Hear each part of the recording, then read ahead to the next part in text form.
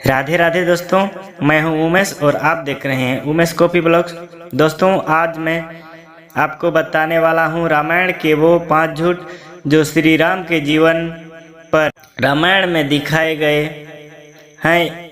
ये झूठ एक बार तो इंसान को सोचने के लिए मजबूर कर देंगे। तो चलो इन 5 झूठ से आपको रूबरू कराते हैं। तब तक के लिए आप चैनल को सब्सक्राइब कर लीजिएगा, वीडियो को एक लाइक करके एक प्यारा सा कमेंट कर दीजिएगा। तो चलते हैं। नंबर 1, कुंभकर्ण की 6 महीने की नींद।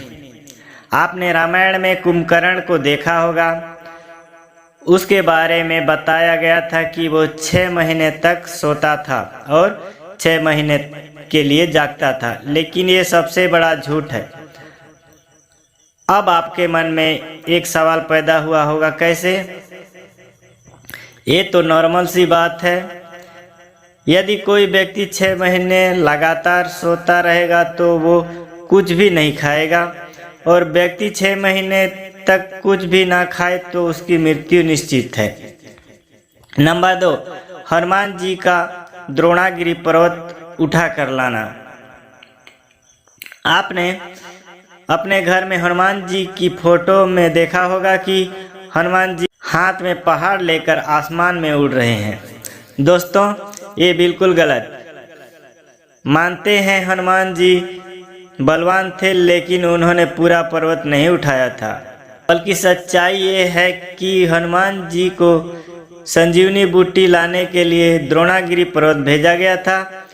उस पर्वत पर बहुत सारी जड़ी बूटियां थी, तो हनुमान जी को समझ में नहीं आया और संजीवनी बूटी कौन सी है ये पता नहीं चला। बाद में हनुमान जी द्रोणागिरी की सारी जड़ी बूटियां लेकर आए थे।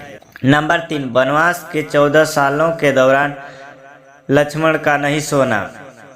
कुछ कथावाचकों का कहना यह है कि जब तक श्री राम और सीता वनवास पर थे, जब राम के छोटे भाई लक्ष्मण कभी सोए नहीं थे। ये भी रामायण का एक बड़ा झूठ है। आप और हम जानते हैं कि रामायण के रचयिता महर्षि वाल्मीकि जी के द्वारा लिखी गई और उनके खुद के एक श्लोक में ये लिखा गया है, अथरात्र्या व्यतीतायामवसुप्तमनन्तरं प्रबोधयामास शनैर्लक्ष्मणं रघुनंदनम। इस श्लोक में ये कहा गया है कि रात पूरी होने के बाद श्री राम धीरे धीरे लक्ष्मण जी को भी उठाते थे। तो यहाँ ये बात सिद्ध हो जाती है कि लक्ष्मण जी सोए थे। नंबर 4, राम सेतु के पत्थर तैरते हैं।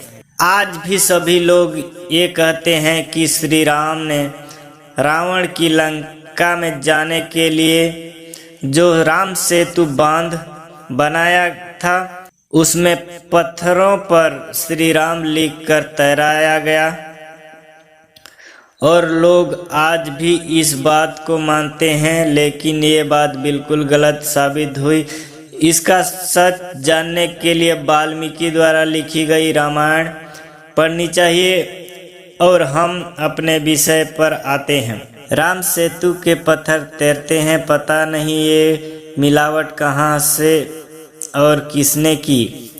अब आप महर्षि वाल्मीकि के द्वारा रची रामायण के ये श्लोक पढ़ें। हस्तिमात्रान् महाकाया पाषाणाश्च महाबला पर्वताश्च यंत्रे परिवहन्ति च। इस श्लोक में ये कहा गया है कि उन महाकाया मतलब विशाल और महाबली हस्तियों ने बड़े बड़े पत्थर और पर्वतों को तोड़कर समुद्र तट पर लाना शुरू किया। इस श्लोक में तो ऐसी कोई बात नहीं बताई गई है कि पत्थरों को तोड़कर उन पर श्री राम का नाम लिखा गया। नंबर 5, सबरी के झूठे बेर। आपने रामायण का ये सीन तो जरूर देखा होगा।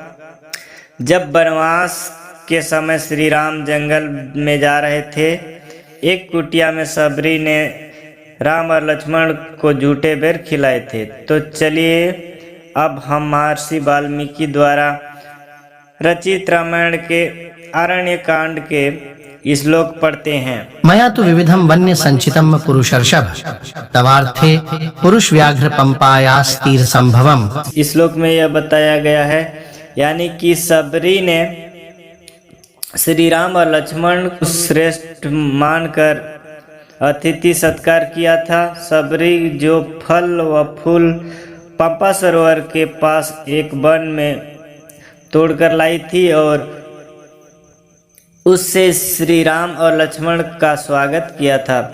तो यहाँ पर तो कहीं भी ऐसी बात नहीं कही गई है कि सबरी ने श्री राम और लक्ष्मण को जूठे बेर खिलाया।